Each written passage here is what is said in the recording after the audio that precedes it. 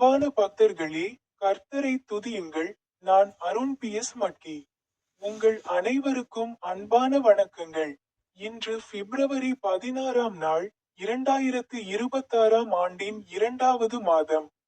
நான் ஜார்க்கண்ட் மாநிலத்தின் லத்தீஹர் மாவட்டத்தில் உள்ள ரிச்சுகுடா ரயில் நிலையத்தில் இல்லை, எனவே காலை மற்றும் இரவு பயணங்கள் மெட்ரோ மற்றும் ரயில்களில் சேர்க்கப்பட்டுள்ளன.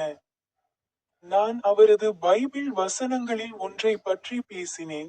புனித மத்தேயுவின் பரிசுத்த நற்செய்தியில், அத்தியாயம் 13, வசனம் 44இல் அவர் கூறினார்: பரலோக ராஜ்யம் ஒரு வயலில் மறைத்து வைக்கப்பட்ட புதையலை போன்றது, அதை ஒரு மனிதன் கண்டுபிடித்து மறைத்து வைத்தான்.